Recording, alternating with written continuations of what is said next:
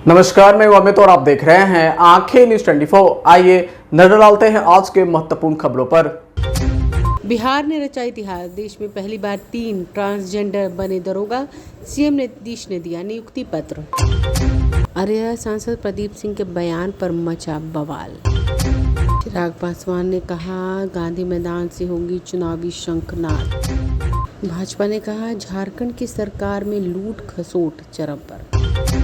तरारी विधानसभा seat से NDA उम्मीदवार विशाल प्रशांत ने भरा पर्चा।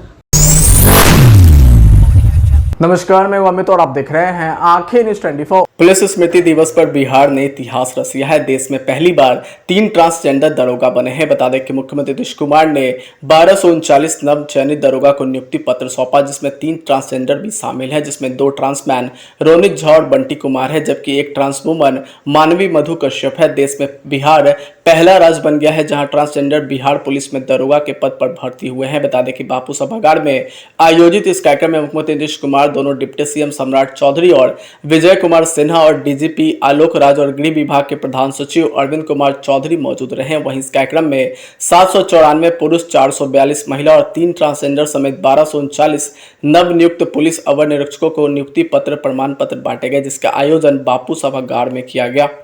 तो वहीं इस मौके पर मुख्यमंत्री नीतीश कुमार ने 6 माह के अंदर पुलिस के रिक्त 78,000 पदों पर बहाली की प्रक्रिया पूरी करने को कहा है। अभी पुलिस बल की संख्या 1.10 लाख है, जबकि 21,000 पुलिस बल की बहाली प्रक्रिया जारी है, जबकि 20,000 पुलिस बल की बहाली के लिए कार्य किया जा रहा है। उन्होंने पुलिस महानिदेशक से कहा कि रिक्त पदों पर बहाली जल्द से जल्द कराया जाए। वहीं सीएम ने कहा कि हमने पुलिसिंग सिस्टम को ठीक किया है, थाना के कार्यों को 2 भागों, केसों के अनुसंधान और विधि व्यवस्था को अलग अलग किया है, ताकि कार्यों को त्वरित और बेहतर ढंग से निष्पादन किया जा सके। उन्होंने आगे कहा कि रात के साथ ही दिन में भी पुलिस गश्ती की व्यवस्था की गई है। वहीं पुलिस गश्ती होने से अपराध में कमी आई है। वर्ष 2005 के पहले कितना कानून व्यवस्था का बुरा हाल था, लोग शाम से घर के बाहर नहीं निकलते थे, वहीं अब देर रात तक लोग घर से बाहर निकलकर अपना काम निर्भीक होकर कर रहे हैं। पहले आपस में लोग झगड़ा करते थे, हिंदू मुसलमान का झगड़ा होता था, अब सब कुछ ठीक हो गया है। राज्य में कानून व्यवस्था की स्थिति बहाल की गई है। कानून व्यवस्था को बेहतर बनाने में पुलिस की भूमिका अहम होती है। वहीं बिहार पुलिस सभी कार्यों को बेहतर ढंग से और पूरी मेहनत के साथ कर रही है। आपको बता दें कि 2021 में पटना उच्च न्यायालय के एक फैसले के बाद राज्य सरकार ने बीपीएसएससी को पुलिस सेवाओं में तीसरे लिंग यानी ट्रांसजेंडर की भर्ती करने के लिए कहा गया था। वहीं राज्य के गृह विभाग ने भी पटना हाईकोर्ट में हलफनामा दायर किया था कि राज्य सरकार हर जिले में ट्रांसजेंडर कैटेगरी से 1 सब इंस्पेक्टर और 4 कांस्टेबल तैनात करेगी। तो यही बिहार देश में पहला ऐसा राज्य है जहां पुलिस महकमे में महिला पुलिसकर्मियों की तैनाती सबसे ज्यादा है। बता दें कि मौजूदा समय में बिहार में 30,000 महिलाएं पुलिस विभाग में कार्यरत हैं। नमस्कार, मैं अमित और आप देख रहे हैं आंखें न्यूज 24। लोक जनशक्ति पार्टी रामविलास की कार्यकारी की बैठक खत्म होने के बाद लोक जनशक्ति पार्टी के राष्ट्रीय अध्यक्ष चिराग पासवान ने कहा कि आज प्रदेश स्तरीय बैठक थी। यह जानकारी पार्टी पहले ही साझा कर चुकी है। आगामी 28 नवंबर को पार्टी की स्थापना दिवस के मौके पर पटना के गांधी मैदान में एक बड़ी रैली का आयोजन करने जा रही है। एक लंबे समय के बाद हमारे नेता आदरणीय रामविलास पासवान जी के निधन के बाद गांधी मैदान में बड़ी रैली का आयोजन किया जा रहा है। इसके बाद हम लोग आयोजन चुनावी वर्ष भी है। अगले साल इस समय तक नई सरकार का गठन हो चुका होगा। गांधी मैदान से चुनावी शंखनाद की भी घोषणा होगी। गांधी मैदान की रैली के बाद लोक जनशक्ति पार्टी रामविलास पूरी तरह से चुनावी मोड में आ जाएगी। प्रत्याशियों के चयन के साथ सीटों के चयन की भी रैली के बाद शुरुआत होगी। आने वाले साल में पार्टी की क्या रणनीति होगी, इन तमाम चीज़ों पर चर्चा होगी। अभी हमको दिल्ली वापस जाना है, मंत्रालय का काम है, इसलिए दिल्ली जा रहे हैं, पर अभी बैठक कुछ और समय तक चलेगी। लोक जनशक्ति पार्टी रामविलास की प्रदेश स्तरीय यह बैठक थी। ये जानकारी पार्टी पहले ही साझा कर चुकी है कि आगामी 28 नवंबर को पार्टी के स्थापना दिवस के दिन पार्टी पटना के गांधी मैदान में एक बड़ी रैली का आयोजन करने जा रही है। एक लंबा समय हुआ जब हमारे नेता आदरणीय रामविलास पासवान जी थे, उस वक्त पार्टी ने आखिरी बार गांधी मैदान में बड़ी रैली का आयोजन किया था। उसके बाद इस बार हम लोग ये आयोजन करने जा रहे हैं। चुनावी वर्ष भी है। अगले साल लगभग इस समय तक संभवतः नई सरकार का गठन हो गया होगा। ऐसे में गांधी मैदान से चुनावी शंखनाद की भी ये शुरुआत होगी। गांधी मैदान की रैली के बाद लोक जनशक्ति पार्टी रामविलास पूरी तरीके से चुनावी मोड में आ जाएगी। प्रत्याशियों के चयन की, सीटों के चयन की, ये तमाम प्रक्रियाएं इस रैली के बाद शुरू हो जाएंगी। रैली की तैयारियों में क्या क्या प्राथमिकताएं हैं, आने वाले साल में पार्टी की क्या रणनीति रहेगी, इन तमाम विषयों को लेकर चर्चा हुई। अभी ये चर्चा चलेगी। हमको दिल्ली वापस जाना है, मंत्रालय का कार्य है, पर अभी ये बैठक कुछ समय और चलेगी और तमाम लोगों को जिम्मेदारियां तय कर जवाबदेही बांधने की सोच के साथ आज का ये कार्यक्रम बुलाया गया था। भाई मैं एक बात मैं स्पष्ट कर दूं कि कई ऐसे लोग हैं जो चाहते हैं कि मैं और मेरे प्रधानमंत्री के बीच में दूरियां आए। मैं बहुत स्पष्ट तौर से कहना चाहता हूं कि उनका ये सपना कभी पूरा नहीं होगा। मैं मेरे प्रधानमंत्री से किसी भी तरीके के विवाद में जाऊं, ये संभव ही नहीं। मैं भी कई जगह देखता हूं कि झारखंड को लेकर एक सीट दी तो चिराग पासवान नाराज हैं। मैं, मेरी पार्टी ना सिर्फ खुश बल्कि पूरी संतुष्ट है कि भारतीय जनता पार्टी ने एक दूसरे राज्य में भी लोक जनशक्ति पार्टी रामविलास को वही सम्मान देने का काम किया जो सम्मान वो हमारे नेता आदरणीय रामविलास पासवान जी के रहते हुए देती थी। उन्होंने बल्कि इस बार तो और सम्मान को बढ़ाने का काम किया गया। 2014 में भी हम लोग को एक सीट दी गई थी झारखंड में लड़ने के लिए, शिकारी पारा की वो सीट। उस वक्त पार्टी बहुत ज़्यादा संतुष्ट नहीं थी उस सीट के चयन से। इस बार मुझे खुशी इस बात की है कि जो सीटें हम लोगों ने चुनी थी उसी में से हम चाहते थे कि हम लोगों को गठबंधन के तहत नमस्कार, मैं अमित और आप देख रहे हैं आंखें न्यूज़ 24। झारखंड विधानसभा चुनाव को लेकर भाजपा के सांसद जनार्दन सिंह सिग्रीवाल ने कहा कि झारखंड में बीजेपी की सरकार बनने जा रही है क्योंकि झारखंड की जनता शिबू सोरेन की सरकार से परेशान है। वहां पर लूट खसोट का अड्डा बन चुका है, लेकिन अब झारखंड की जनता शिबू सोरेन और हेमंत सोरेन से छुट्टी चाहती है। देखिए, झारखंड में बीजेपी के नित्य की ही सरकार बनने वाली है। नरेंद्र मोदी जी के दिशा निर्देशन वाली सरकार वहाँ बने, इसके लिए पूरा झारखंड वासी तैयार है। क्योंकि झारखंड में अभी वर्तमान जो सरकार है शिबू सोरेन की, जो गठबंधन की सरकार है, वह लूट खसोट की अड्डा बनी हुई है। वहाँ लूट चरम सीमा पर है। लोग घुसपैठियों से तंग और तबाह हैं। वहाँ गांव का अस्तित्व मिट रहा है। घुसपैठिया आ रहे हैं और जो नाम है रामोपुर, जो नाम है श्यामपुर, जो नाम है घनश्यामपुर, उस नाम गांव का नाम जमाई टोला हो जा रहा है। क्योंकि जमाई बन करके आते हैं और वहाँ गांव का अस्तित्व बदल रहे हैं। इसलिए लोग वहाँ काफ़ी तंग तबाह परेशान हैं। लोगों को उस झारखंड में उस शिबू सोरेन सरकार से छुट्टी चाहिए था, उनसे मुक्ति चाहिए था, और मुक्ति का समय आ गया है।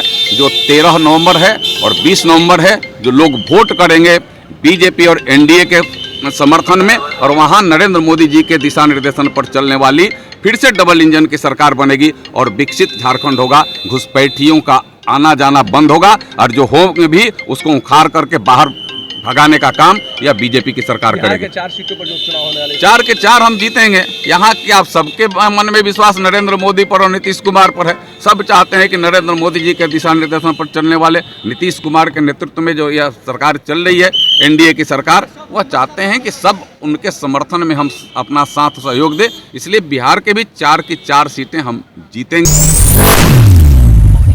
नमस्कार, मैं अमित और आप देख रहे हैं आंखें न्यूज़ 24। अररिया में हिंदू स्वाभिमान यात्रा के दौरान अररिया से भाजपा सांसद प्रदीप सिंह का एक बयान खूब वायरल हो रहा है। अररिया आरएसएस में आयोजित कार्यक्रम में सांसद प्रदीप सिंह कह रहे हैं, अगर अररिया में रहना है तो हिंदू बनना होगा। दरअसल यह बयान उस समय दिया जा रहा था जब अररिया आरएस में हिंदू स्वाभिमान यात्रा के तहत केंद्रीय मंत्री गिरिराज सिंह पहुंचे थे।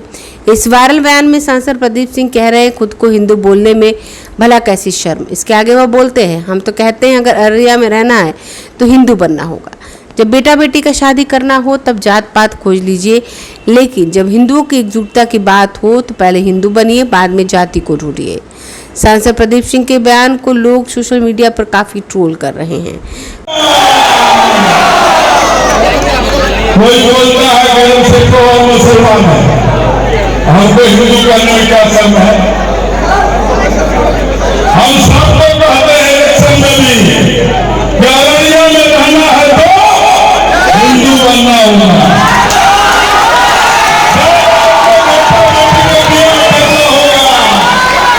जब बेटा बेटी का ब्याह करना होगा तब जात खोज लीजिएगा, परिवार खोज लीजिएगा, नस्ल खोज लीजिएगा, हड्डी खोज लीजिएगा, खानदान खोज लीजिएगा। जब बेटा बेटी का संबंध करना है, आज कौन करेगा देश की रक्षा? बताइए, इस देश का रक्षा कौन करेगा? अगर मोदी जी नहीं होते क्या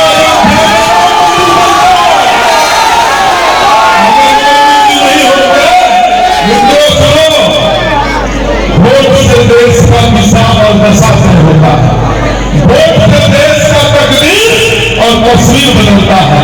अगर 303 सीट नहीं आता तो क्या 370 तस्वीर से हटता? जनसंख्या नियंत्रण कानून आ गया, कैसे?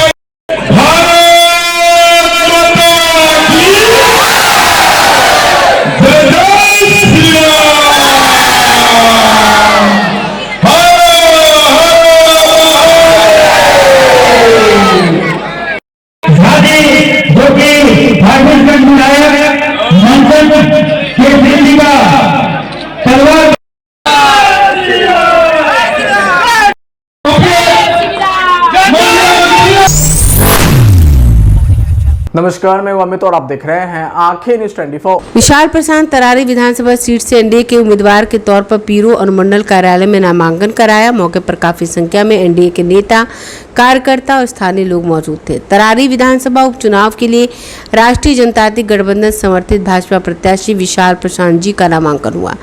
नामांकन कार्यक्रम जनसभा का आयोजन स्थानीय पीरो उच्च विद्यालय मैदान में जनसभा। उक्त जनसभा कार्यक्रम में माननीय प्रदेश अध्यक्ष दिलीप जायसवाल सहित एनडीए के गणमान्य नेता शामिल थे। इस मौके पर एनडीए के द्वारा नामांकन सह आशीर्वाद जनसभा का आयोजन किया गया। एनडीए के सभी नेता मौजूद रहे, काफी संख्या में स्थानीय लोग भी मौजूद थे। वहीं बीजेपी ने सुनील पांडे के बेटे को टिकट देकर बड़ा दांव खेल दिया। जानकारों की माने तो सुनील पांडे की छवि सियासी रूप से ठीक नहीं, सुनील पांडे पर बाहुबली का ठप्पा लगा है। बीजेपी ने सियासी रणनीति का ख्याल रखते हुए उनके बेटे को टिकट दिया है ताकि कोई सवाल नहीं उठे। यानी कि 2005 के जो पहले की स्थिति थी बिहार की, उस बिहार में ले जाने के लिए दूसरे तरफ लोग लगे हैं।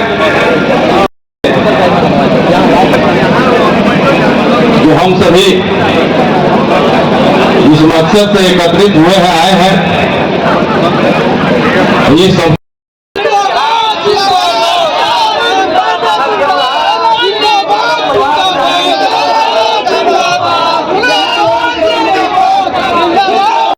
जनता दल यूनाइटेड के जिलाध्यक्ष संजय सिंह जी।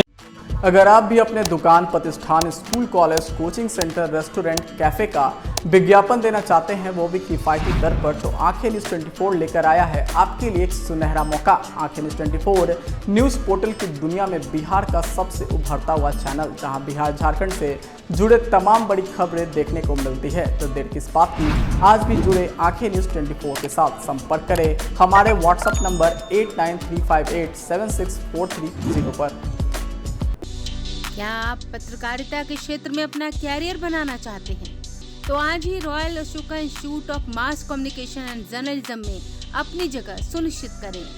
आर्यभट्ट ज्ञान विश्वविद्यालय पटना से मान्यता प्राप्त 100% प्लेसमेंट के साथ royal Ashoka institute of mass communication and journalism नामांकन जारी है। हमारा पता है DS/16 गायत्री मंदिर के समीप, कंकड़ बाग, पटना 8,20,000। आप हमें संपर्क भी कर सकते हैं। हमारा मोबाइल नंबर है 9955456126।